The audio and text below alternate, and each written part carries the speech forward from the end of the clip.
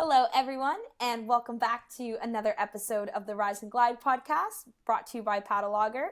My name is Maddie LeBlanc, and I'm joined here today with my co-host Holly Pye. We have the wonderful pleasure of introducing to you Milky. Heck yeah. His full name is Andrew Byatt. Andrew Byatt is an amazing prone paddler. He's from Cornwall in England, and I've had the pleasure of paddling with him several times. And I was going to say competing with him, but technically I haven't competed with him since I'm on a stand-up paddleboard and he's on a prone paddleboard. But yeah, we've stayed together, raced together, supported each other on Team England. At the ISA World Championships a couple of times. So yeah, he's an all-round great guy. He's super competitive, and he's also recently won 2 gold medals in both the long distance and the technical races at the recent 2024 ISA World Championships in Copenhagen. So yeah, it was super cool to chat to him. Spent a lot of time chatting with him already in normal life, but it was great to ask him all the questions for the episode. But yeah, actually it's a very fitting episode for this week, because we chatted to Milky a lot about kind of training and balance and competition, because while he is very competitive, he also, like all of us, has to balance, training with normal life, with work and family and friends, and just catching up on the chores at home. And I'm quite interested because Maddie, you've just arrived in Spain literally a few hours ago, so I'm really interested to ask you, as you prep for this competition in a few days' time, in Malaga, how do you balance training with day-to-day life? Do you find that quite a tough balance, or do you find it really easy to balance? Are there any cool strategies that you put in place to make sure that you're enjoying all your time on the water whilst also ticking all the boxes at home? Oh, Holly, that's a great question, and I'm so glad you bring that up with the theme of Milky's episode, because I know that after listening to it, I was definitely inspired by seeing all of his accomplishments that he's been able to do as an athlete, but more so as a father, as like a still full-time working man. And so for me, as like a young person, that like I'm right now in this point where I'm trying to just juggle a lot of part-time jobs so that I can compete, so that I can be an athlete and make it work. So to talk to someone like Milky and have him come along, that was really special. I think that was really cool. But yeah, I would say when I first kind of started this journey of like trying to pursue stand-up paddling full time, I think the balance for me, it was a little bit easier because I kind of already knew what the training looked like. And at the time, I think I only had like 1 or 2 part-time jobs, and so that was fine. But right now, I am actually managing like 4. I'm managing 4 Wow. part-time jobs. What is really cool is like all of them are remote. They're all online. I get to take them with me. So the balance comes into play where like lately I've been catching myself kind of working like a lot of crazy hours in between training sessions because I'm just like, I have to get this done. I have to get this done. But then there's other parts of me where I have to check in with myself and say like, okay, but the recovery time's important too, or the chilling out time is actually important too, because if your body never gets a chance to relax and it's always in overdrive, whether that be on or off the water, that's not going to lead to a good performance on the water. So establishing like just a really solid daily routine, I think, has helped me find that balance. So Yeah. even though I can be flexible with my schedule and when I'm training, always just like allocating certain hours during the day. Like say if I have one session that day, it's like get the session done first and then you can just work for the rest of the day if you need to. Or if I have 2 sessions, I'll always make sure I add blocks of time where I can work for say 2 hours in the middle of my day and then like a few hours at night after my second session. Like providing structure Yeah. around it has helped me a lot. That's really interesting, and I guess just as you said a minute ago, it helps you get on the water more, but it also helps you kind of switch your brain off more because you don't feel like you're constantly catching up if you know that, tomorrow there's this much time allocated to it as well, and you've kind of blocked out your schedule like that, then you don't maybe feel like you're in catch-up mode quite so often. I kind of have a similar thing at the moment. Like, my work sometimes is really busy and sometimes is, I don't want to say quiet, but less busy. And so I kind of have to be grateful for the busy periods because, yeah, we all need jobs to pay the bills. But it is hard, like during the busy times when you have a lot to balance, like it gets kind of mentally stressful. And yeah, it's important that we also use paddling as a time to switch off, I think, and, reconnect with nature and the rest of the world and get away from our laptop screen and, yeah, do something for us. I think that's something that I find really important. In my work in healthcare, I really enjoy it. I don't not enjoy it at all, but I spend the whole day kind of doing stuff for other people and helping other people. And so for me, it's really important on those days before I go into work to do something for myself, whether it is a gym session or a paddle session, or even just, taking 10 minutes to sit down and quietly and breathe with my cup of coffee. I think, for all of us, taking time for ourselves as well as other people is really important. And yeah, it'd be interesting to hear from the listeners how they balance life, whether it's with paddling or whether it's with other things, with work, with kids, with family. Yeah, what's the best way to make sure you get out on the water and enjoy a paddle when you're flat out busy? Yeah, let us know in the comments, because I think just like listening to Milky's episode, right? Like, you learn something new with every person we get to talk to, and so heck yeah, guys, like drop your comments below. Let us know, how do you find balance? Because I think then we can continue the conversation, and it's kind of cool when we all get to learn from each other as well. Yeah, of course. It was interesting hearing from Milky. I think he mentioned that, I mean, he was super competitive as well when he was young and training loads, on the water all the time. And as he's got older, obviously priorities change, with around work, dropping the kids off at school, cooking your dinner, whatever else it is to do. He mentioned that obviously he found it hard to find the time to train as much. He does what he can, just like everybody, but it was harder to kind of make time for that. So yeah, it was so cool to see him win the gold medals this year after kind of that, I don't want to say struggle, because I'm sure it's not a struggle. I'm sure he enjoys, or it sounds like he really enjoys that balance. It's not that he doesn't want to, spend time at home as well. But I think, yeah, if your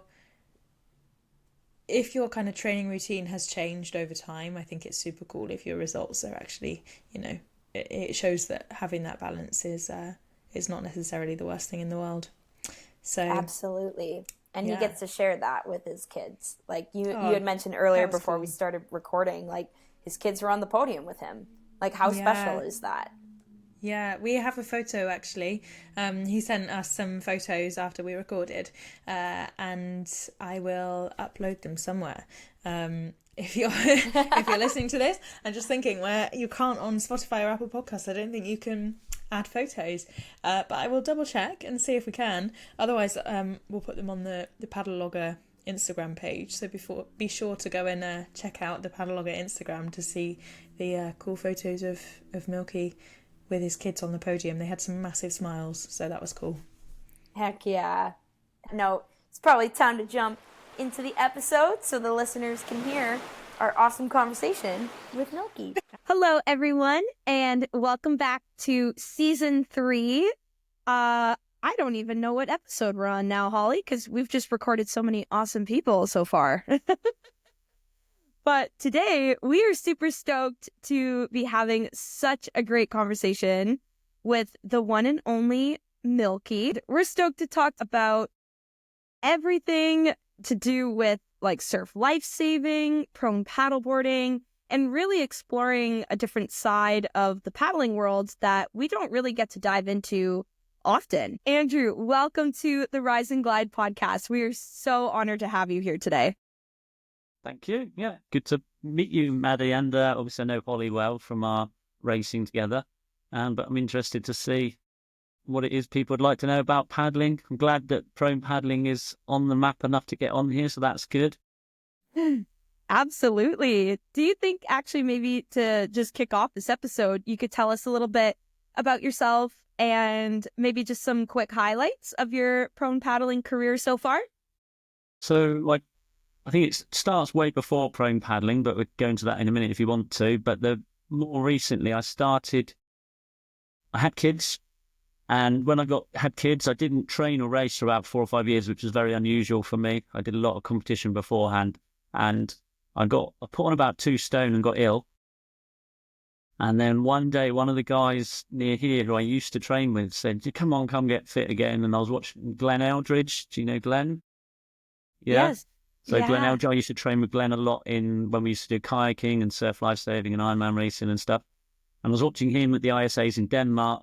I was like, oh, that looks cool. I'd like to do that and get back into it. But I'm fat and I'm a dad and it's not going to happen. And then, I don't know, I turned up to the races for the trials for the El Salvador in 2019.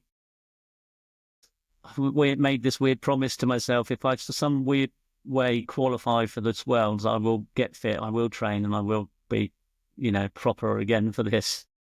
And it happened. So then I was like, I don't know, when I commit to something, I do it. And that, no one else knew that promise, but it's me that made it to myself. It progressed from there to then I got a medal, bronze at that one. Then thought, right, I can do better than this because I had lots of weird things happen in that race from my point of view. Went to Puerto Rico and got 2 bronzes, and then France 2 silvers, and then somehow last year went to 2 golds at Denmark, which was incredible. And that was the steps in the competition. There's lots of detail in that. Wow. I'd say that's a pretty good summary into like starting our amazing conversation with you. That is, wow. That's crazy. Okay. So you said your paddling career started before prone. So what did that look like before you got into prone paddling? So I don't know if you started from my childhood, if that's a way to do it. So I did all sorts of sports. I did tennis, football, rugby, surfing a lot. I had like, I don't know if it would be the same in yours, but I was county level trials for that. So I was like a county level at those kind of things, which was okay. Then at the end of one of the football, as in soccer, probably for you guys, but football season, I just changed across to surf lifesaving. That's it. I had an opportunity. I really liked my surfing. I wanted to be a pro surfer. I wasn't that good enough to be a pro surfer looking back, but that's what you wanted to be as a kid, growing up in Perranporth here. And then someone sponsored me, but they said, I'll sponsor you for your surf lifesaving achievements rather than your surfing. So then I thought I'd better train to keep the free wetsuit so I can still surf. And then found out I was all right at this. And then lots of opportunities came from it to travel around the world and race and meet great people, do cool things.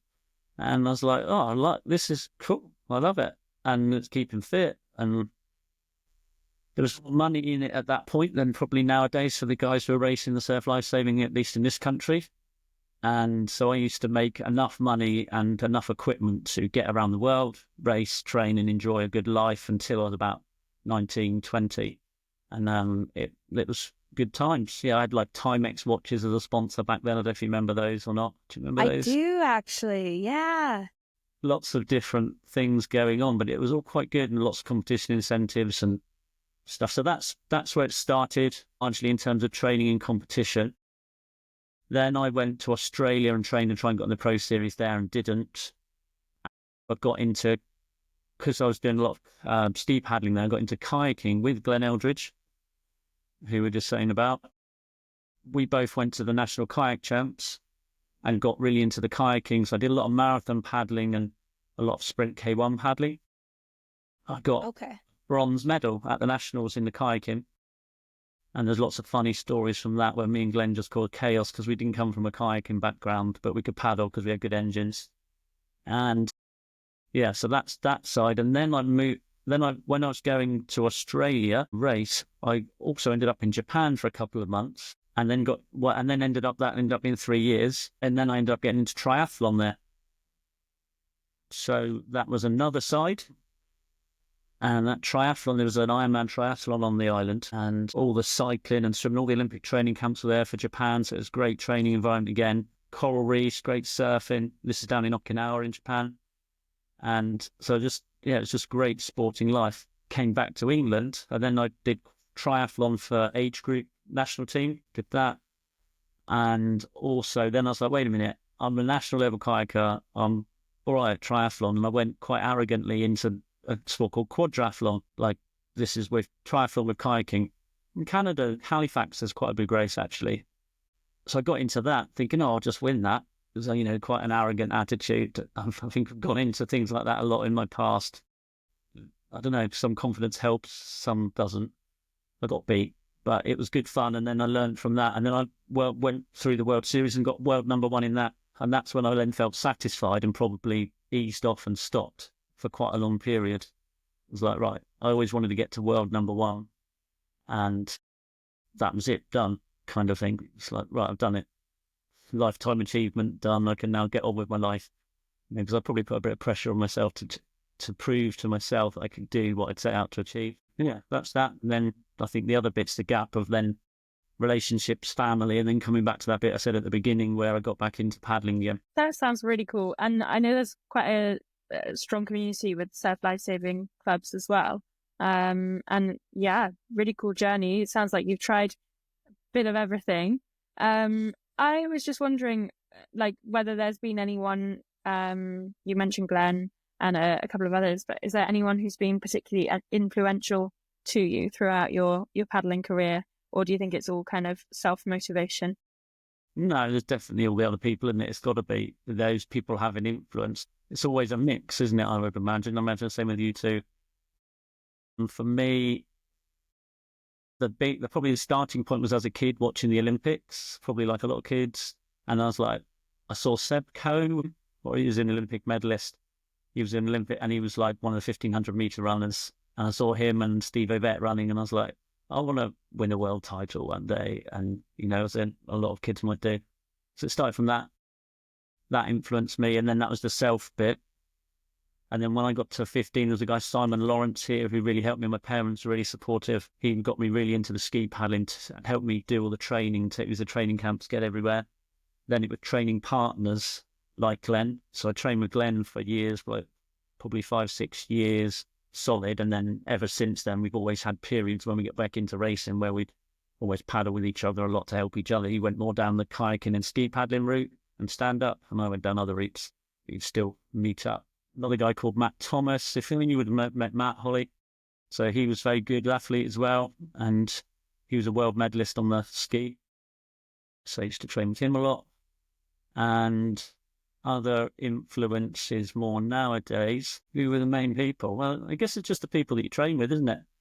I've got a good crew and it's good fun. And I just enjoy everything that training and racing brings. That's really good to hear. And yeah, no, you're exactly right. I think for everyone, it's got to come back to being fun and having the people around you and a community and making it social as well, rather than just like head down and focus.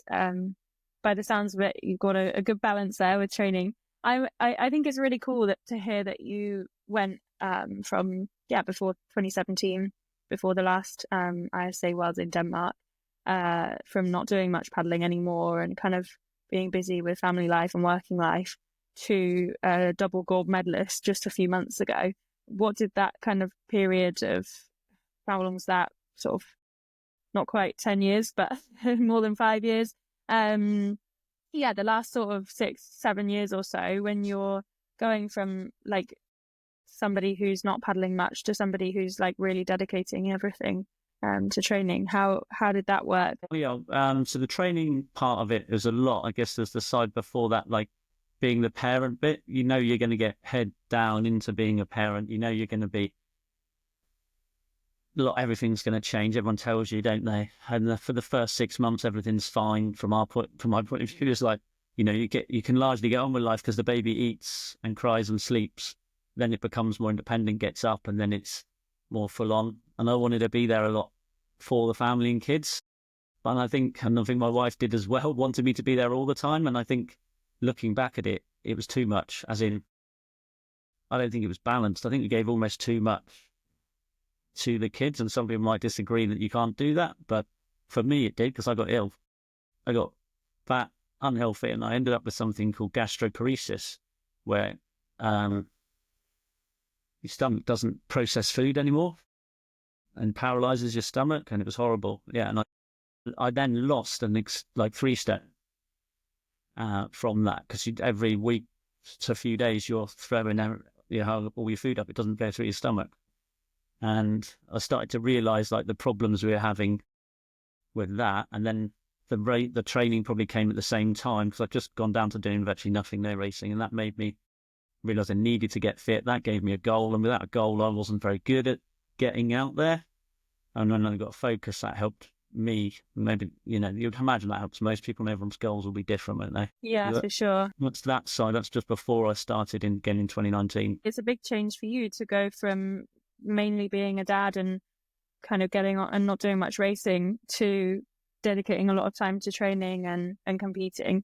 But it's also a big change for your family as well. Like you said, your wife, if you're, you've still got to put in that. You don't get so much time off to recover.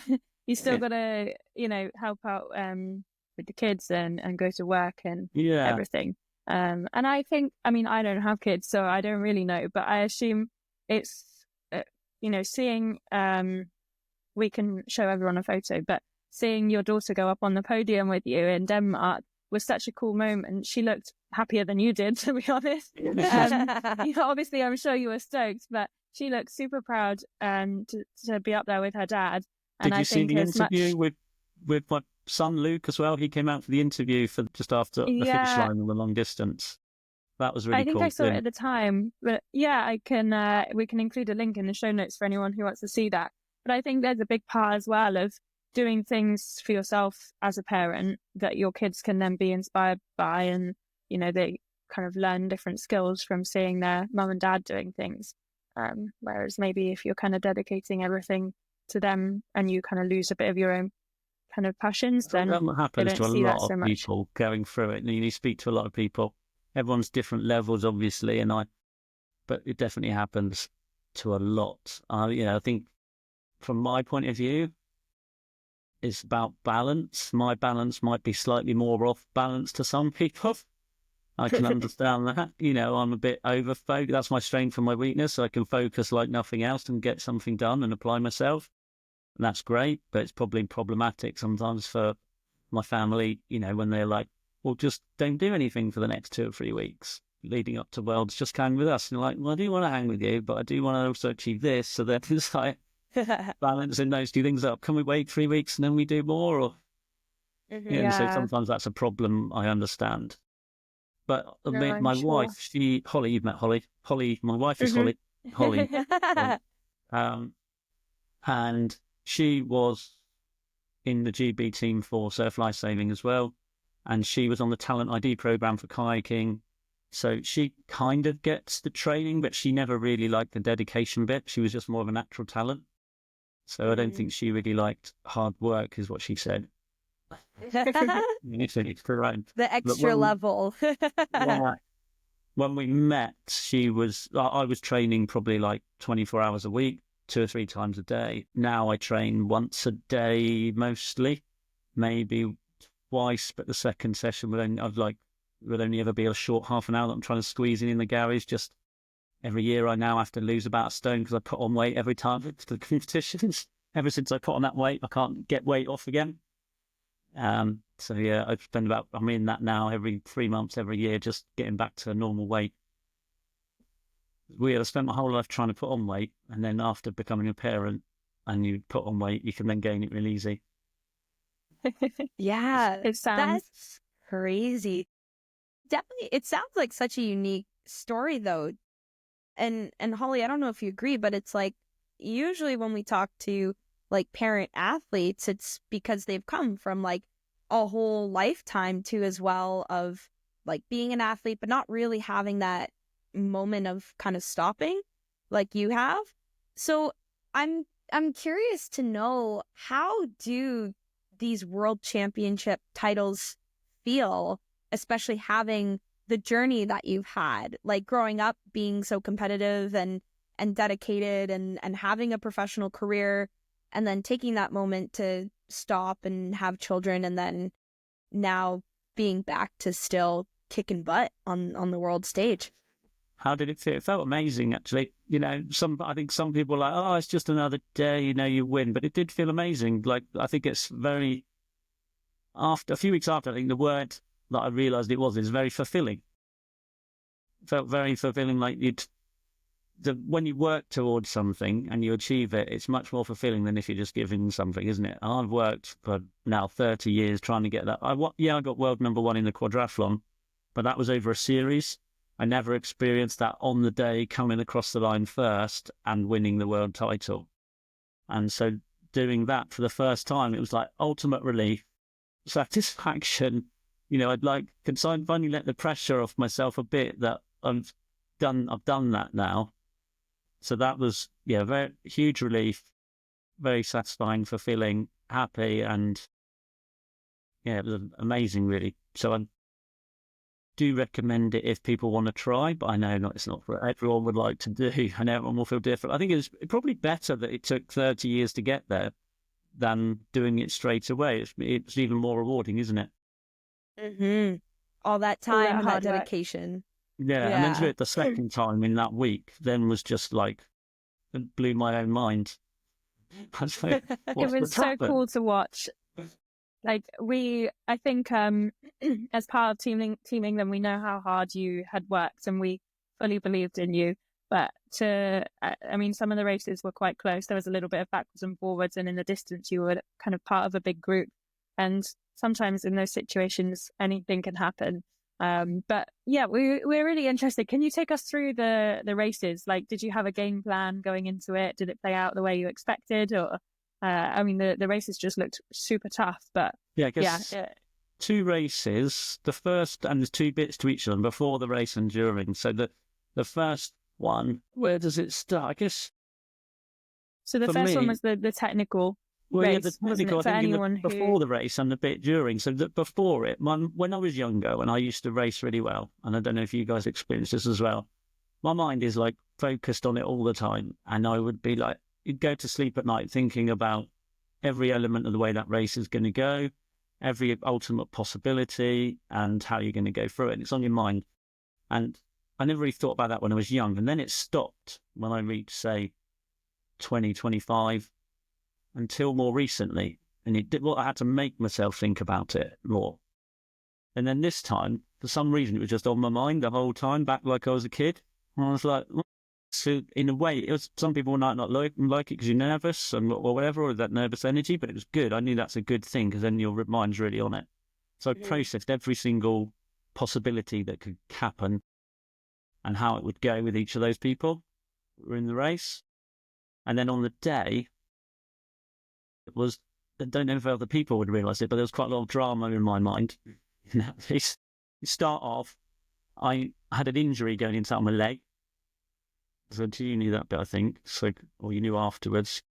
And so I couldn't do starts leading into it. So I had a bad start. And I was 10th going into the first buoy.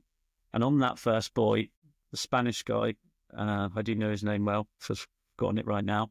He fell off, and the Italian guy fell off, and then they fell into a V in front of me. And I was trapped in that V behind the buoy, not getting round, just seeing everyone go round. And my life kind of was flashing before my eyes. Like, oh my God, I've done all this training for all this year, and that's it, it's over. That's what happened for a split second. And the split second next was like, right, it's about 20 minutes. I've got to take one person every 2 minutes. Let's go. So turn around that buoy, and it was like a switch, and then just like working them off bit by bit. So that's the first bit. And then that turn, there was an inside turn. And just before the race, I suddenly realised how shallow that turn was. So I went further down the beach and just thought, I'll check how shallow that turn is if I think I can stand up. And luckily I could. So I just stood up, turned, and that took me from, I think I got to about 7th then. It took me back to 3rd. Wow. And I was like, right, I'm back in this now. Then paddled by the next buoy out at sea, I paddled back onto the wash of whoever was leading. I can't remember if that was O'Sheen from Ireland or Colchard from France, but anyway, I was up to them.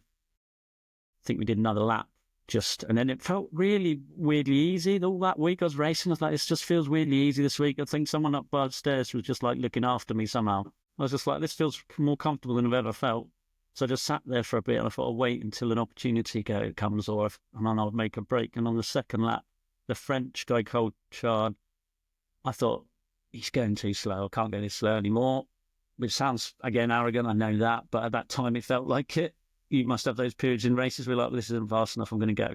And that was my opportunity. And as I accelerated, everyone says they hate my wash when I train. It bounces like crazy. So I think I accelerated at just the time when he got to his knees and he bobbed off. So he fell off, I accelerated, and that was the gap. So then it was after that, it was just try and maintain that gap till the end. Yeah, it was so cool to watch. We were on the shore. We wondered, because you then just kept accelerating despite him falling off, and we weren't sure if you had realized that he had fallen off or not, because you were just on a mission from that point. The gap was like so big, you didn't need to be still accelerating. You were just going for it. Had you realized that he was off your tail, or were you just like in the zone? Fallen off. But I knew the other guys, that once you're in a pack as 3 or 4, then they're going to work together their only chance to work together to catch me. They're not going to go alone. And if you work together, it's easier to go quicker than I can go. So I knew I had to get a big enough gap that they couldn't catch me too quickly. Because I know once I'm up, once they tire off their sprint to try and catch me, then it's difficult to catch. I know it's difficult to catch me after that, because I'm good at like just grinding the pace, just go into a pace that people don't like. But the change of pace in the past has been a problem. But this year, my change of pace seemed to be good. Yeah, so that was more of it. And yeah, then it was just like try and keep a big enough distance they can't get back on and use you. Yeah, no, it was super cool to watch. And how about then the break between, because the technical race was a few days before the distance race, and it wasn't just one race either. You maybe had to do a heat or a couple of heats and then the tech. Were you feeling quite tired, like leading into the distance race, or had you recovered quickly? No, I felt fine. Well, I say fine. There was that day in between where you had the relays, and I was going to race the relays, but my calf was really bad after doing the technical, so I couldn't walk. Like, I went to go shops and get us all croissants the next morning, if you remember. And, Yeah. I couldn't walk to the shop, and Blue was with me, and he was just like, Milky, don't do the relay, just focus on the distance. And I was like, I don't know, like, he's like, nah, just don't do it. Hector can do it. And he did the prone, didn't he? And yeah. Well, I think that was the right call, so thanks to Blue. And then, no, I felt absolutely fine going into that. In fact, it was better than normal, because normally they do our tech race and the distance, or distance and tech back-to-back days. So it was better than normal having a day off. It was quite good. What was your kind of game plan going into the distance? You must have known you had a pretty good chance at least, because, well, you'd just won a gold medal in the technical, but also you'd had silver and bronze medals in the previous years. But I think you said you knew it wasn't going to be easy, from what I remember. So what was your kind of game plan in the distance? It's obviously a lot further and flatter water. Yeah. I think the years of kayaking helped in that, because I've did years of flat water kayaking and triathlon. We don't, so all very similar. It's drafting, it's finding your slots and your times and using each other, working as teams. So that played into my favour. I knew there was going to be a pack of about 7 or 8. I just know how hard it was to break in flat. So I knew, and pretty much everyone I thought was going to be in that pack was there. So that I'd kind of prepared for. My nutrition was better this time, because I've been working with performance nutrition. So they're one of the people that helped me sponsor-wise. And I didn't really, like all the years I've been doing this, I didn't realise the mistakes I've been making in nutrition. But that helped. And the other plans were you just got to sit there until you're ready, until it's ready to go. And luckily, Kobe, the other guys, whether they were willing or weren't able, I don't know, but they weren't doing any work. Kobe was willing to work from Australia. So good thing with Kobe, then we could put some pressure on and slowly string people out a bit. And I think that then makes them fatigued. If it's just one person, me pulling the whole way, which pretty much happened for a lot of France, at least. You know, Julien did do quite a lot at the beginning. The middle bit, no one else really pulled. Then they can all just sit there and relax, can't they? So yeah, this time makes it stressful for you as well as tiring. Yeah, I think because there was Kobe, it made it better. Someone else was pulling and doing the work, and then someone was looking out for me. His fin, well, it's not looking out for him maybe, but his fin fell out. a bit sorry for him because he was a very good paddler. But somehow, I don't know if someone knocked it out or it fell out or what, but his fin fell out, and I'm sure it would have been him up there sprinting for the line as well if that didn't happen. So I think lots of luck, lots of good fortune, lots of hard work, but somehow it all came together. Yeah, no, that sprint finish was incredible too, and it was so good to see you and your family there watching for the distance race as well. It was a pretty cool moment, so well done. And from what you said, it sounds like you're not stopping there. You're going back for more, defending your title in 2025. I would like to, right? But it's like every year I do feel, a bit of pressure to try and get to the Worlds because you've got to qualify, haven't you? Every year there's always going to be. I've been here long enough. I'm old. I'm now 45, coming up to, and I've done this for a lot of years. And there's always a young gun who comes through. And you never know when they're coming through and they're going to get you. And that's happened to me in other sports in the past. And then suddenly you've got a new person there. So it's not if, it's when, isn't it, that happens. So every year I know that could be the case, but I will still be having to go. It's actually surprising. I don't know if I've told you this, but ever since I've been about 22, people have been asking me when you're going to stop. And you're like, never. Are you supposed to? I don't think a lot of people get it. Like, why you do it? They think you're doing it just to win. Yes, winning's fun and nice, and it's like a result of everything. But there's a lot more to it, isn't it, than that? So, and I appreciate every team I get into because every team I think could be my last. But when I was younger, I just thought it was just like a rite of passage. You just think, oh, well, I'm good enough, I'll get in, kind of thing. Now you know that they're limited. This could be the last one every time.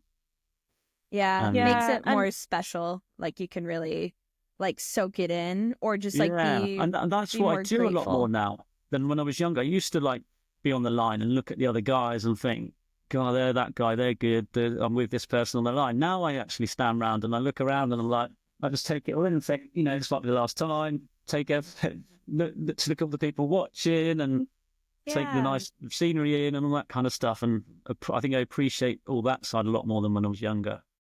Do you take that in? I bet everyone's different, aren't they? I think I'm too nervous, maybe, to take it in. And I think it depends on the competition. It is a pretty cool environment for sure. And I think I do a bit of a mixture. I think I mainly take it all in before and after the race rather than on the start line. How about you, Maddie? Yeah, I feel a bit of both for sure. Like, I think, my first ISA World Championship, I just was called up to fill a spot for somebody on Team Canada. And so I remember that first competition, that was my first international competition ever. And I was just like, wow, okay, I'm really grateful to be here. And I did horrible. I got super humbled in that competition, but it lit a fire in me to want to strive to be better and to continue to be better even to this day.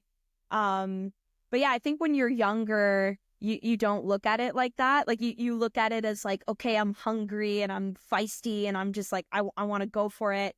But now I do think about the grateful parts. I work actually with a mental performance coach as well.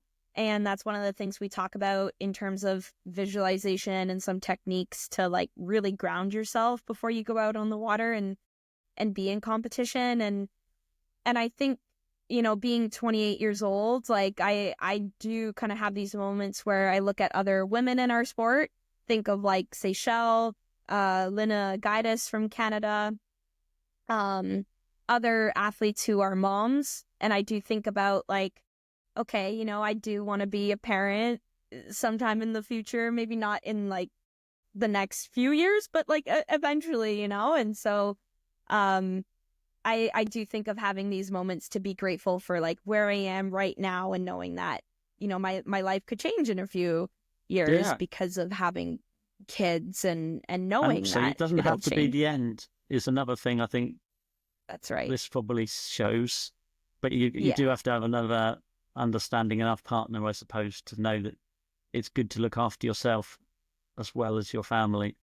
Yeah, absolutely. Right. So I think it is, like you said earlier, it's a balance. It's a balance of approaching that starting line, knowing that okay, I have a right to be here and be present, like in this moment, and give it everything that I have, but also feel moments of gratitude and just be like, okay, yeah, like, you know, who knows if I'll have tomorrow, so I'm right here and I'm right now, Yeah. and let's go, you know, let's give it everything we got. Yeah, I think the nice it's such a thing, cool thing to be part of. I've been to world champs in 4 different sports. So I think I did miss a sport as well. I went to the run swim, the Attilo run swim world champs stuff. And anyway, but what my point about that is that I've been to all of them, and the ISA I like the most. I think it's such a well run event, good atmosphere. They've really put on a good show, don't they? And to yeah. be part of that, I feel real lucky. Yeah. I was going to say on a similar note, like the really cool thing about our sports is there's just such a good community, even though you're like competing against people, you know, once the race is finished, most people are friends again. And it's super cool to be there from a social perspective as well as a competitive. You know, there's a lot of sports where you just go and do your race and don't talk to anyone from other teams. It might be and we do a solo sport, but the ISAs is a kind of team environment, which is really nice. And yeah, you get to chat with lots of nice people and meet new people, and the organizers are really great. And I think that makes such a difference. What was your experience in having the team around you? Had the sports that you've done in the past had such had a team element as well, or were they mainly like single sports? Yeah, there's a variety. Or individual. So my experience, well, I think the past experiences were good as well. So my lifelong friends are mainly from surf lifesaving, and the people I trained with and raced around the world with. And in some ways that was similar. Like our team, I really liked our team atmosphere. So that was good, and this is good. And then there was other sports where it was a bit more individual, like the triathlon that didn't really have that. When I raced the triathlon, most of the time you felt like you were on your own. So you go to a race, you'd race. There isn't much around that. And then you go home on your own, you pack your bike up on your own. You might go up with one friend, but you're not part of a team, not part of a group. And there's not like the social around it, and you're not in the same environments like you are in surf lifesaving and paddleboarding. We went to El Salvador, for example, that first Worlds I went to, and you're on the Point Break where they filmed Big Wednesday, you know, one of the most famous surf movies of all time. And you've got that to yourselves, just you and the other people there.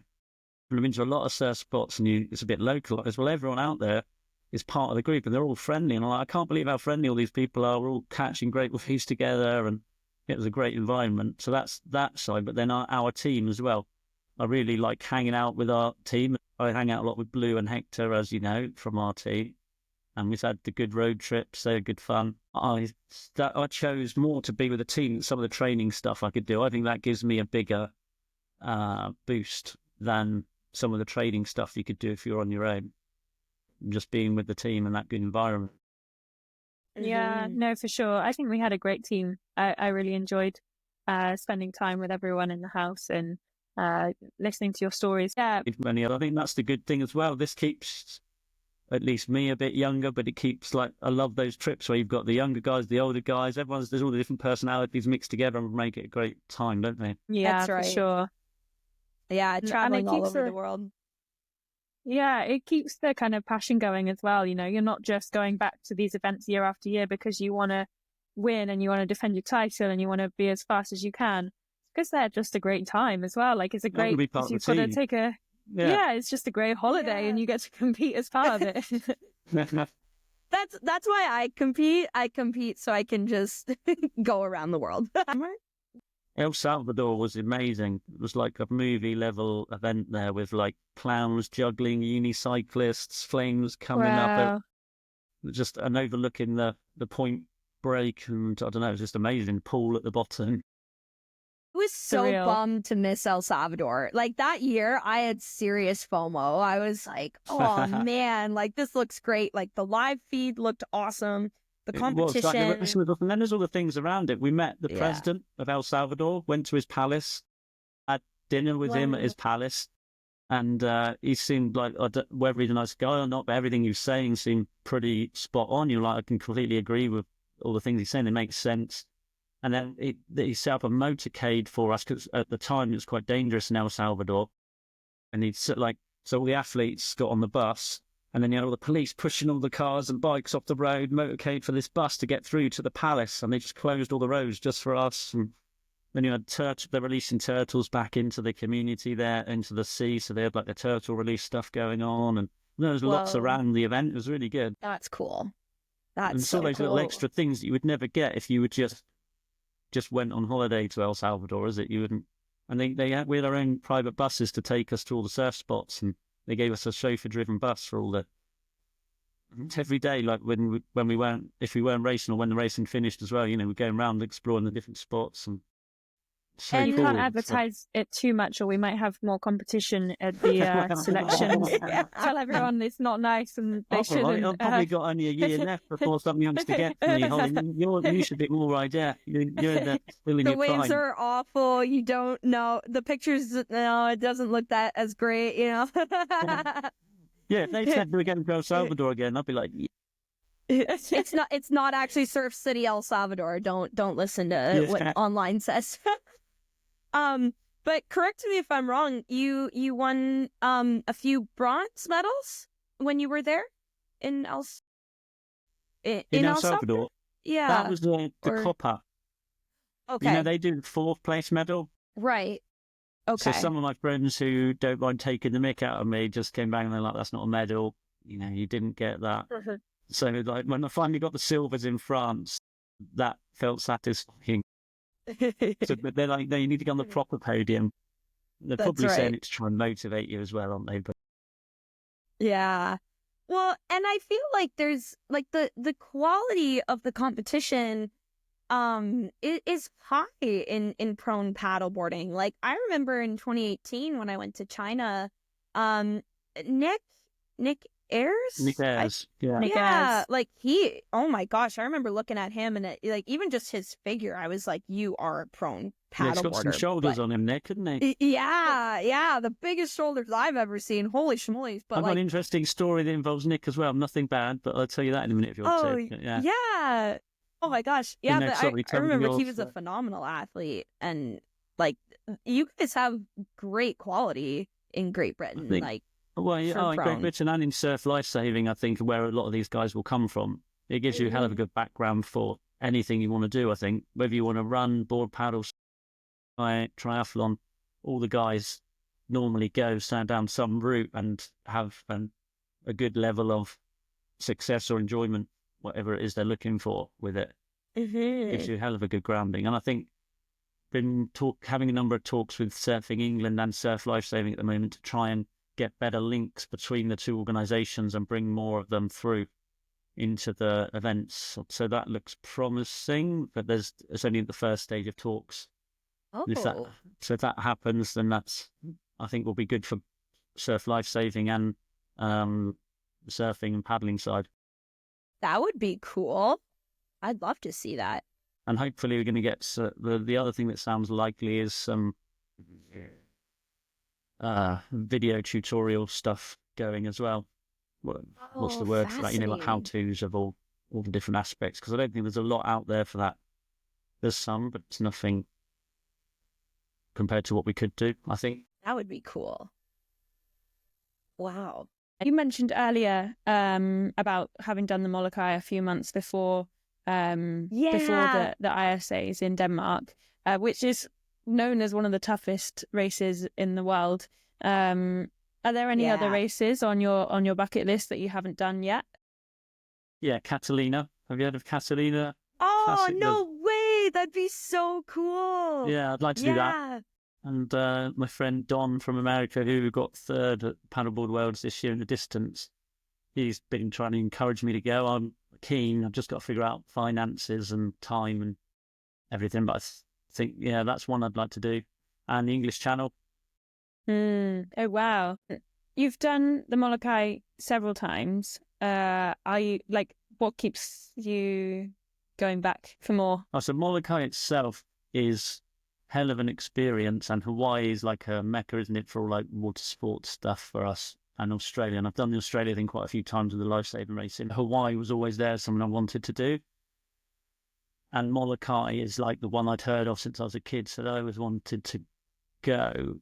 But when I was younger, one, money, but two, I think I was a bit scared. You know, you're told about the Hawaiian waves, and and I thought, oh, it's going to be too big and scary like that. And then there's the sharks, the wildlife in the water, that's scary. And then you're in the middle of the ocean, like a long way out at sea.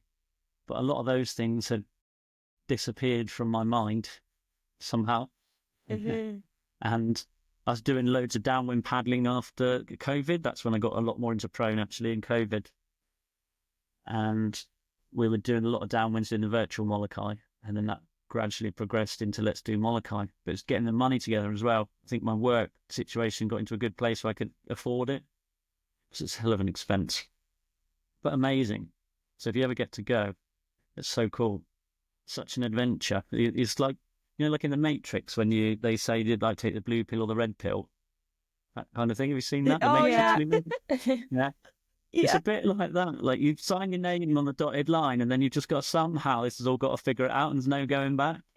Do you know what I mean? It's like you've entered, you've bought your flight, and now all of a sudden somehow you've got to figure out a safety boat from not knowing anyone in Hawaii to get right across this channel. You've got to get a flight over to the island. You've got to figure accommodation out. You've got to figure a board out. You've got to do the training. The board's not going to get damaged. You've got to not get ill. You've got to get to the start line at the right time. There was a story of Nick Ayres, actually. No, was it Nick? No, not Nick. Jack, another guy that used to paddle. Holly, I don't know him, but you've met Jack probably. He went to Denmark racing, throwing paddleboarding for GB. Jack Coop. What? Jack Coop, that's it. I heard I this was gonna story say, from... what's his last name? No. But I've heard from Glenn that he went out to do Molokai and he didn't book any accommodation. He ended up sleeping under a hedge. I think He didn't have any food because you didn't realise there's no food on the he island thought they really to provided buy. food. That's right. And all that I've kind of heard stuff. that. And he's like, Yeah. so many things you've got to like piece together. And so like this year, all the boards arriving on a boat, us swimming out to this boat was just dropping about 20 or 30 boards off the roof of the boat and everyone paddling them in and getting them in paddleboard bags and Oh my all God. that kind of stuff. It's such a cool adventure. And then the people were real friendly. I like movies through time and your expectation is there's quite a unfriendly approach, I would imagine, from, I don't know if you would have thought that, but from what I'd seen over the past, I always thought people would be really unfriendly in the water. But all in the paddling community, they're all super nice, super friendly people, aren't they? Really? That's really cool. Yeah, it was really good. I'd love to do it again, but the main thing is the money. Being able to afford to do that again. And last year, Dry Rope helped me get there, so I appreciate their help. And that really was useful. And also I had some air miles, so that helped cover some of the costs and my work was good. But being able to do it again, you know, I need to have money to survive as a family as well. Yeah. For sure. Did the family go over with you or you went alone for that one? I did try to make them, but my wife, she didn't want to go. She said it would be too much about the racing and she'd have to look after the kids and because I'd be paddling, which is fair enough, isn't it? But... Yeah, maybe. That is fair. Well, I'm sure it would be nice to go at some point, even if not for the race, just for a family paddle trip to Hawaii. Yeah, well, my boy Luke, he wants to do Molokai at the moment. He says he's only 10, but he wants to do it. He says, and he's also challenged me to a race when he's 15 and I'm 50. He's like, I'm going to beat you in swimming, board paddling, running, and ski paddling, which is all like the life-saving disciplines here. Yeah. And so he's put money down in his mind that he's going to beat me.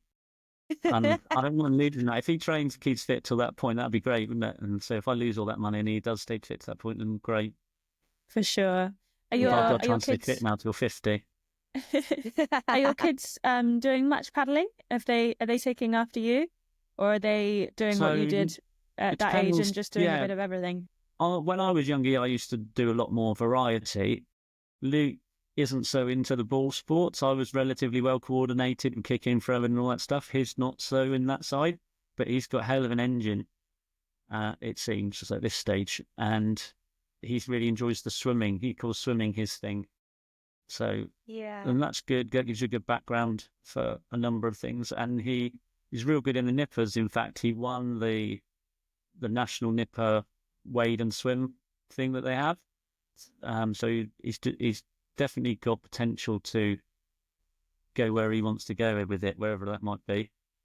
There's rumours that it might be in the Olympics in 2032, surf lifesaving in Australia, but then there is for SUP as well, and longboarding. So we'll see how that goes. But if it is, that's what he wants to do. That's cool. That's super cool. Wow. And Georgia, she is just I think she likes dancing and creative more, but she can swim all right. Yeah, and she doesn't seem to have that same mindset he's got. He's got a bit more like grunt and wants to have a go. Yeah, up she for the more challenge. wants to look pretty while doing it. That's fair enough. Yes, exactly. I think you were there actually. You were there in the house when they phoned up, but just after the world title or something in Denmark, and Georgia phoned and said, "Oh no, paddling's not for girls. Girls don't do exercise." I remember, and then Jess and I were like telling her, and Jess was saying like how many of her friends were doing, and I think she said, I can't remember now. Yeah, paddling is a boys' sport. I don't remember completely, something but like that. She's like, she just didn't think of girls. I was like, I'm not sure about that, Georgia.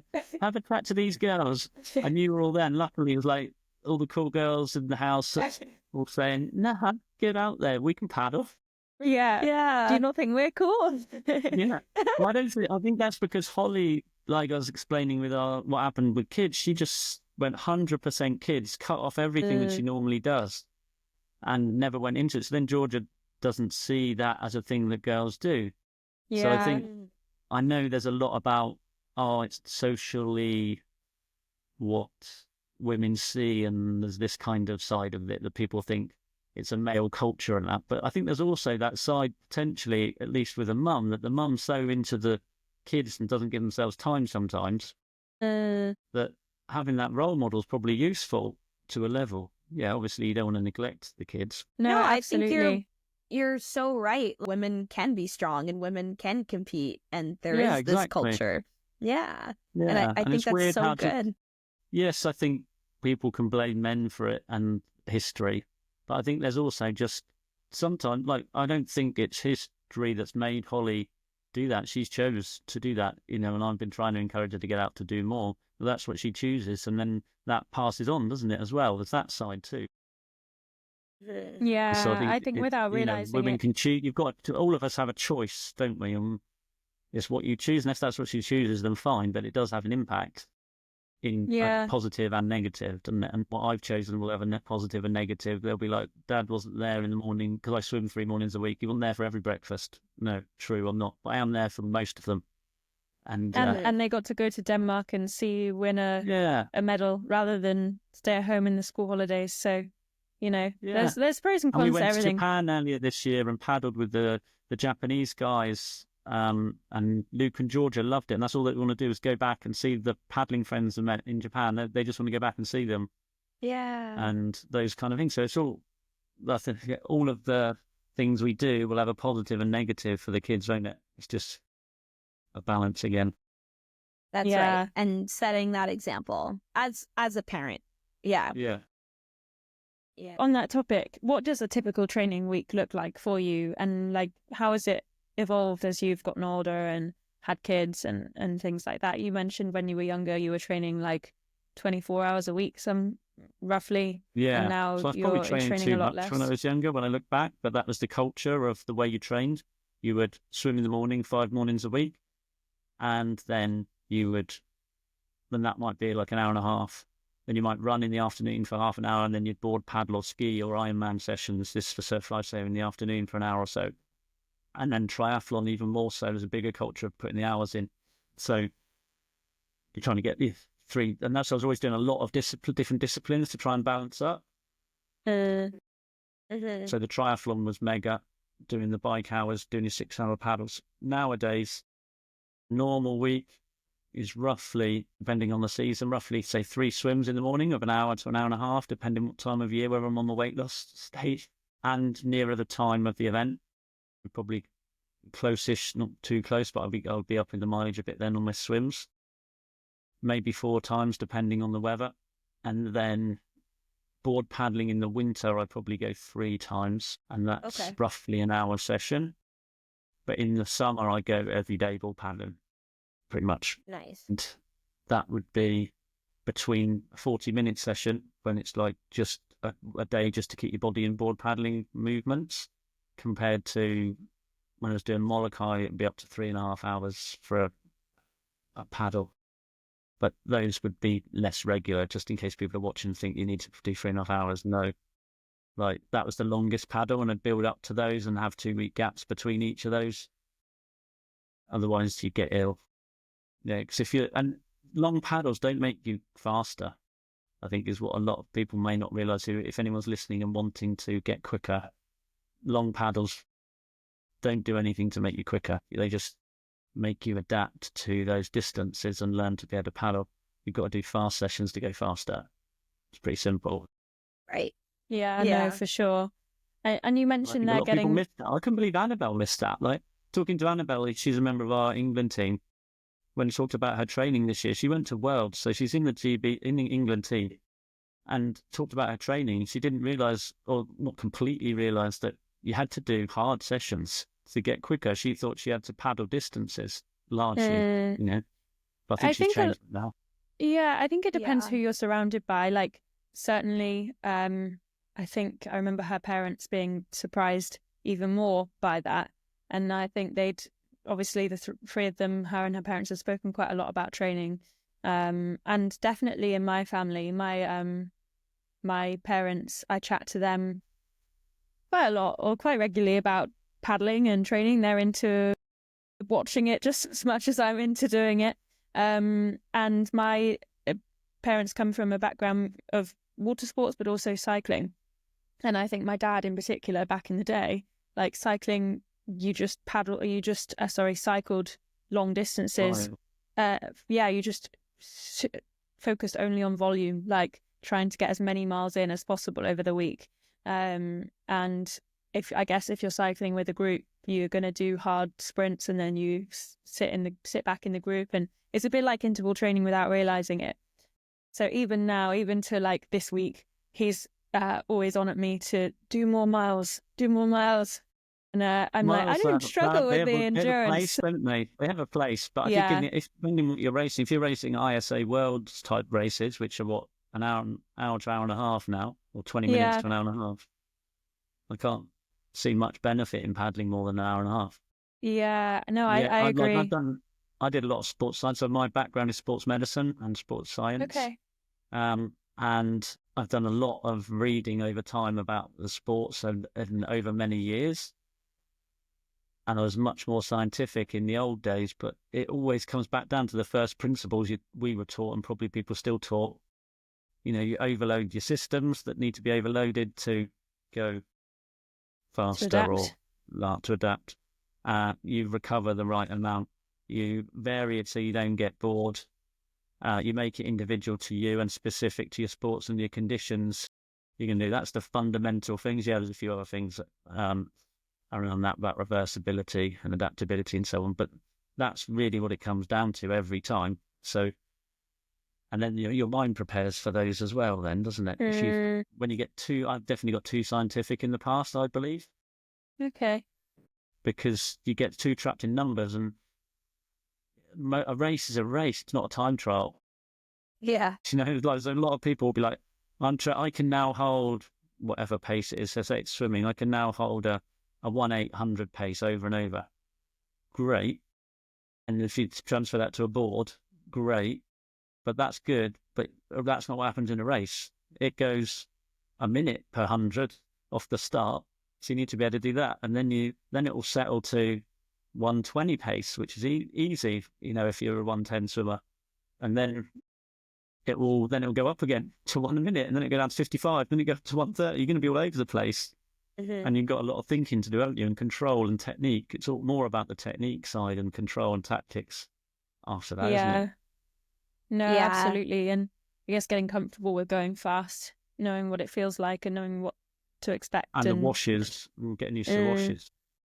Oh, and think about it too, right? Like at the end of the day as athletes, like we race, and I mean, hopefully for most athletes, the number one reason why we race is because it is fun and it's supposed to be an experience and enjoying the experience. And when you start to get caught up in the numbers or just think that way, then I think it takes away from the true value or the true purpose of like why we show up to the starting line in the first place, right? Yeah, So. yeah. There's that side, and although I do think numbers have a purpose, I agree with what you're saying as well. There's like again, it's that balance, getting those. But if it motivates you, fine. If it gets you out, that definitely motivated me for a long time. Seeing my numbers come down, and then there was a place where that was probably really useful, and I was getting better. Then there's a time when you're like, but now I'm just plateauing at that level and you can't change the pace. So then you've got to be able to change the pace. And then, like you say, then there's the enjoyment side. If you're a slave to your Garmin, well, then that becomes problematic, doesn't it? And it's not got that variability point of the training in there. So it's mixing it up. In the lead-ups to ISA type comps, fairly frequently do quite like, I guess you'd call it fartlek in the traditional sense, but everyone, it's stuff basic, and the part of it is just so you don't know what's coming. Yes. A bit like a race. So you don't know how hard or how long this effort's going to be. And it could be before the effort starts, someone tells you, or they could just be like, we're going until I say stop. So mentally, that's tougher for some people. And it's training your mental side, isn't it, to overcome the unknown of what's coming. I think those are important things. And that's fartlek means speed play, doesn't it? So that's the play element in a way, but a killer sessions. Oh, so killer. I haven't done a fartlek in a while, and I'm just like, oh, I'm like, should we throw that in the training program? And that part of me is like, when you're coaching rather than in it. Yeah, that's right. I'll make somebody else go out and do it. I won't do it. No, strangely, I like that stuff. I've always liked, don't know why, I liked the burn, like the hurt. Yeah. Weirdly. But I guess you have to be competitive in stuff, don't you?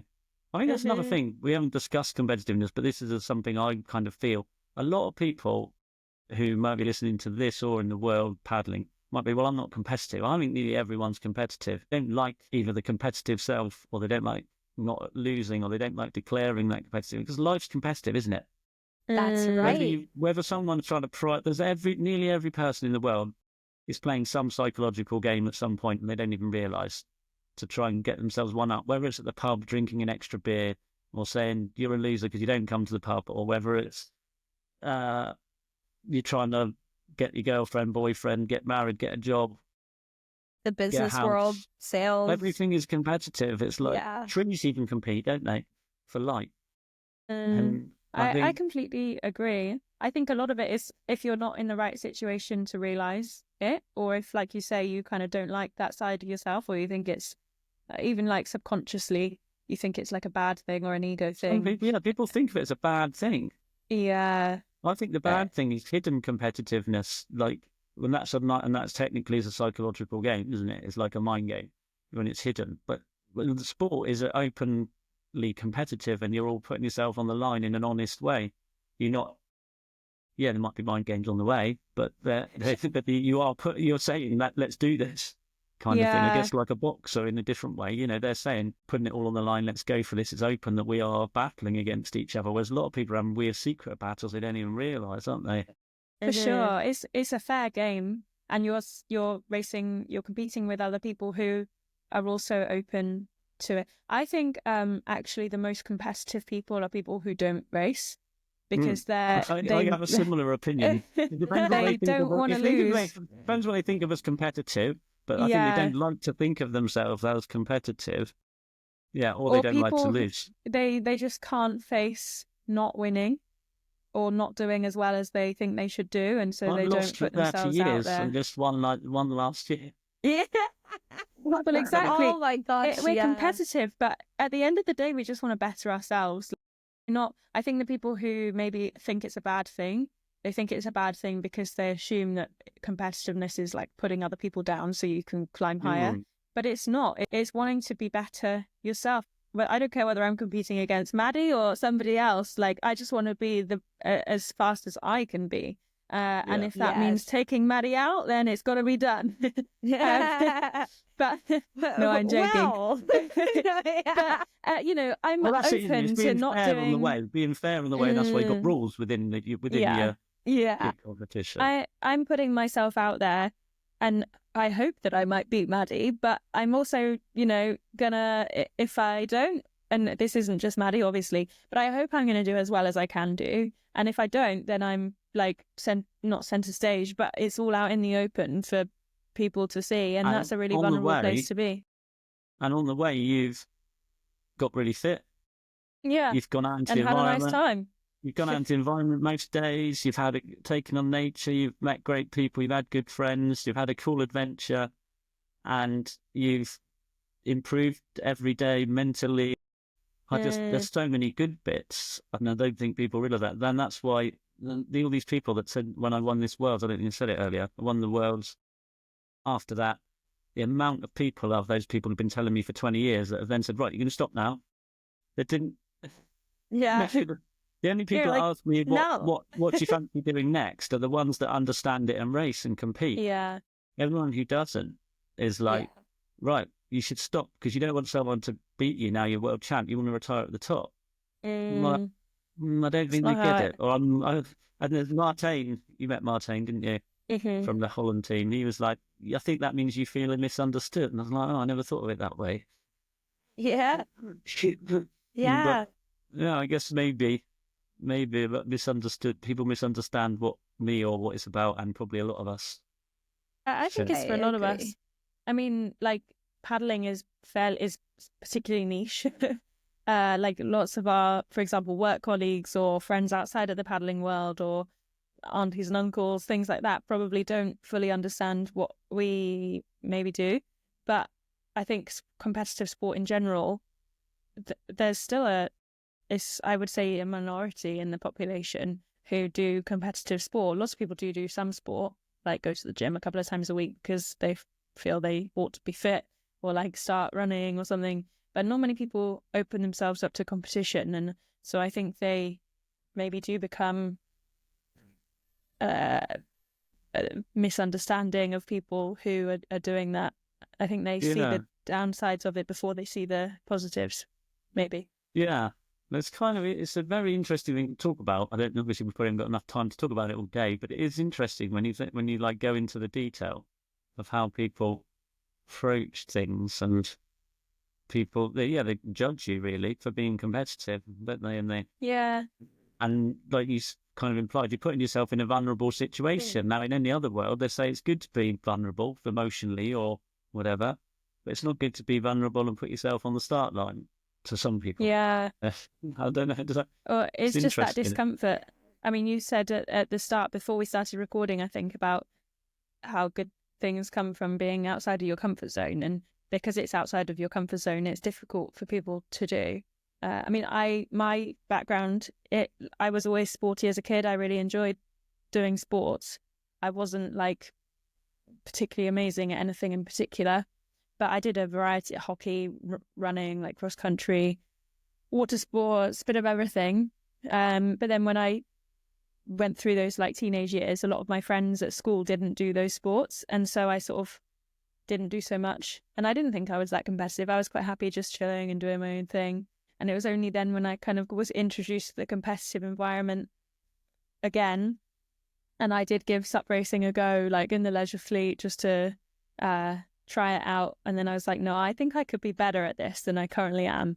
And that's where it also the thing, started. isn't it? Being at the appropriate level. So when you say that doesn't mean you have to try and win a world title. It can be whatever you want, can't it? It could be the local lawn bowls thing. Like my granddad, he loved his competition and he did his bowling things on the Yeah, greens and locally, and that was his thing. But it whatever it gives you is that you're a right reason. for you. Yeah, it gives you a reason to go out on those grey days, on the cold days, when you don't really feel like it. And there's like a purpose behind just going out and keeping fit, because you want to be better. So Yeah, and you said about Molokai earlier. I think part of it was like, why do Molokai potentially? And a lot of people have asked that. And to me, once you sign your name on that dotted line, that's when you really start living. Some people don't think of it as more living, but to me, in my life at least, I feel like I'm living more once I sign my name there and say, right, I'm committing to something, I'm going to do this. Yeah. Because otherwise it feels like you're drifting along, which is Yeah. okay for a while for me. But then my life definitely seems to be a lot more fulfilling, enjoyable, Invigorating. whatever, once you commit to something like that. Yeah. Yeah, No, for sure. I Me couldn't too. agree with you more. And I actually feel like anyone else we've spoken to that has also completed Molokai says the same thing. And I think Molokai in particular as well is one of those races, like I've never done it. I would love to do it one day. It's a bucket list for me. Yeah. But the subcategory is kind of fading, so I'm a little worried. But maybe you'll have to teach me how to prone so I can do it. Why So, not? Very booming on it at the moment, isn't it? right? Yeah, it's crazy. Like, oh my gosh. But I do think that, like, speaking to both of you, like, I think you guys really, to me, embody what sport and being an athlete is in terms of defining life as well. You know, like like sport teaches us so much about life, and going through the Molokai channel and another famous athlete, Morgan Hoistery, who's like, she's done it multiple times. She always calls it like Molokai as being type 2 fun, you know, like you sign yourself up for I don't suffering. understand which one, type 1, type 2, and type 3 is, but I I've heard a never lot more get about that this either. lately, yeah. Yeah. Oh, it's like, two. yeah, type 1 is like fun that you sign up for. That's like, it's safe, it's comfortable. Like, you know, like, okay, I'm going on a roller coaster and like I love roller coasters or something. Like it's within your comfort zone and you know it's just for pure pleasure. But then type 2 is like, it's fun, but it's fun because it's so challenging and it It's a puts challenge, you I see outside what of you mean, your yeah. it's the challenge. Like, say if you're terrified of heights and you go skydiving or something like that, or Molokai because you're putting yourself up for like 32 miles of really long, and depending on the conditions, could be very treacherous paddling, and yet you come out on the other side with still this feeling of gratification and knowing that you accomplished something so much bigger than yourself. And I think, yeah, you guys have just summed that up like really well. That I think that is a lot of life, you know, is like you'll reap so much more reward and so much more gratification out of the beautiful things that life has to offer if you're willing to put yourself out of your comfort zone and push your limits. And Yeah, so it's very rewarding. But then I think what a lot of the people are telling me, are you going to give up yet, are saying, go out and have more type 1 fun. yeah, and you're like, no, I'm a type 2 kind of person, you know? I'm having fun in type 2, thanks. It's been so good chatting with you today. We've really appreciate your time and yeah, all of your insights. I feel like you're such a well-rounded paddler and just athlete in general. From like you say, from triathlon and surf lifesaving to distance prone paddling more recently, and yeah, we've learned a lot about surf lifesaving and about prone paddling. I did actually think, just to mention quickly before we head off, spoke to Dean Dunbar. That's right. Who is super inspiring. He's a prone paddler. He's also blind. And so it was cool chatting to him about his adventures. But yeah, totally different insights on both from both you and from him. And that made me think about that I never said about Nick. And this, I think this also kind of sums up, but you don't realise the effect paddling can have. Because I think it's good to, if you can inspire your kids, inspire other people. So Nick Ayres, I turned up on the line racing him many years ago in a race, or probably 5 or 10 years ago.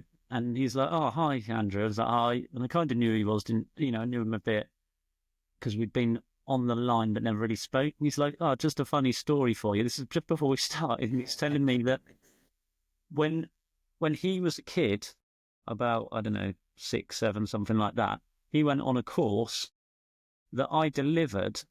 I used to deliver these courses on the beach for like junior lifeguard when I was about 17, 18. Junior lifeguard. He was on holiday from about 300 or 400 miles away to the beach. I delivered this course. He really enjoyed it. I was just working for the surf club. And then we had a race that weekend as well, an Ironman race. And he said after that, he was inspired, like that inspired his life kind of thing. Not completely. I don't think it was just me, but that but that experience and was part of it. And after that, he really wanted to do lifesaving, went away, and then he became like either, I don't know, I'm sorry, Nick, if I get this wrong, but I think he's area manager or something like that of the RNLI, the Royal National Lifeboat Institution in Britain. And he got into the prone racing, and he's good at lifesaving, and he started his own surf lifesaving club. And I was like, isn't that amazing? Like, you don't even realise the effect those things are having. That domino other people, effect. you're just going along your daily life, and That's those so cool. doing positive things can have a positive outcome for others from it. Yeah, It can have absolutely. negatives, but it can have. So it just shows how cool that positive is. It's That so is cool. unbelievable. Do cool things and help other people can enjoy it too. Wow. No, Well, and that's a really great such- story. Yeah, that is, wow, that's mind-blowing to me, because like he is a phenomenal athlete. So the fact that like you have inspired him to that degree. Well, I don't think it was. I Like- don't want to be too much like that with me completely, but it was part The of it, and it was situation- like it was interesting to me that he told me that story, and I was like, how cool is that? You know, it just feels really cool to know that can have an effect that you didn't even realise. No, Yeah, it it's just comes back. super cool. Yeah. Yeah. And then Well- you guys are doing the same with these. You know, there'll be someone out there that's thinking, "Oh, I want to be a podcaster or paddler or whatever," like Holly and Maddie. Well, I we hope hope so. I think we hope that by, sharing some of these stories, we are encouraging some of our listeners to try new disciplines of paddling, or maybe paddle a bit more than they do at the moment. If they're kind of a weekend warrior, maybe they could sign up to their first event. They've just heard from you. They might be in their situation. They might resonate with people. They might be somebody who did a lot of sport when they were younger and had kids and had a family and kind of drifted off a little bit. And now they've heard from somebody who then turned that around and has gone on to win many medals at the World Championships. So maybe, there's no reason why that can't be somebody else as well. And yeah, no, it's a cool situation to be in, to be able to share the stories and help people along the way, hopefully. Thanks for having me as well, and hope it all carries on going well for you too. Yeah. Where's the best place if somebody wants to find you online and send you a message and kind of ask for any tips or join in with the club? Where's the best place for them to find you? Is it maybe Instagram? Imagine on Instagram's probably the easiest one, Andrew.Byatt Milky. Perfect. Milky. Well, We have a covered one. My name was Milky. If you want to cover that, we can. I know it's meant to be ending, but you can add it on if you want. But yes, Andrew.Byatt Milky is on Instagram. Message me if you want to get. We're going to be doing some videos, as I said, for helping getting into paddling for prone. And then, did you say this is mainly England, or is it around the world as well with Canada? it's mainly the US, actually.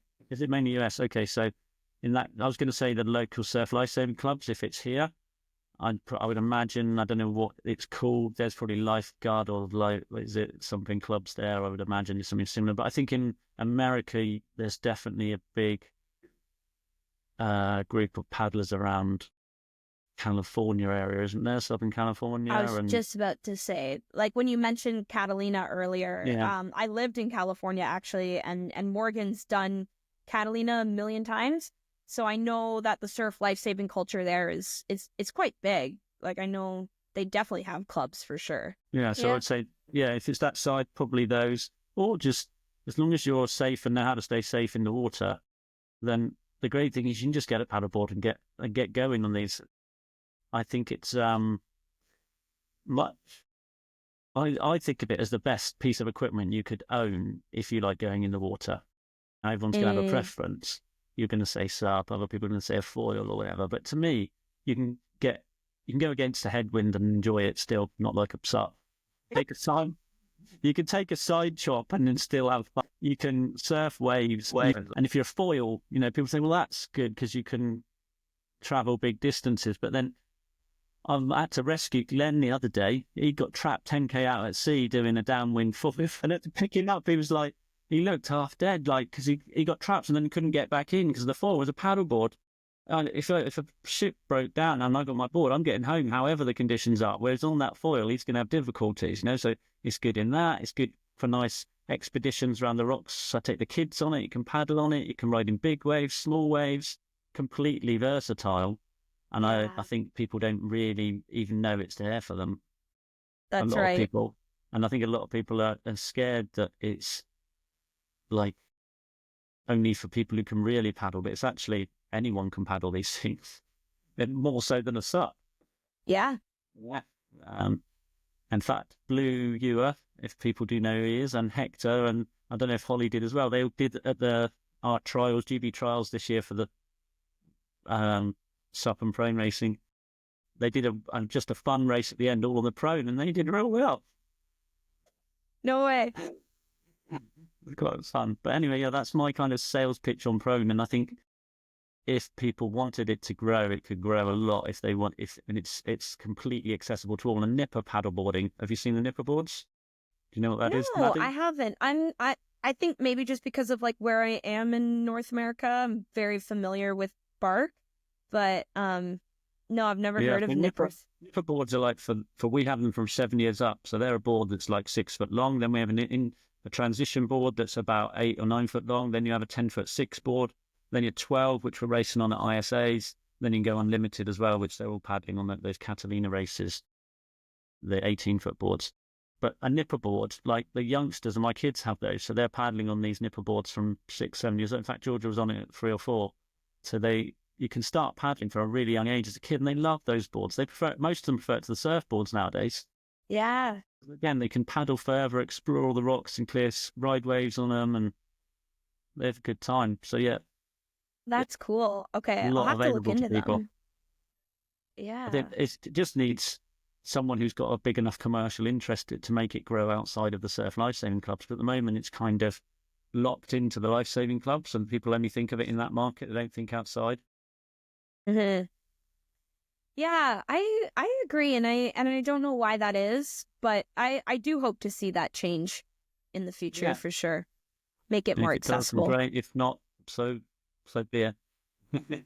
Yeah. We hope that lots of people are inspired by your story. And yeah, all the best for the rest of 2025. Look forward to seeing what adventures you get up to, and see you at the selections, if not before.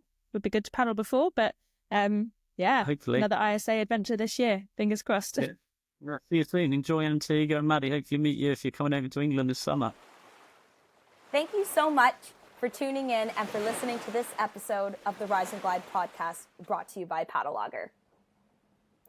We just have 2 small things to ask you before you close this episode. The first one, if you enjoyed it, please leave us a rating and a review. It really makes a big difference. And the second one is to go to the App Store and download Paddlogger today. We can't wait to see you on the next episode.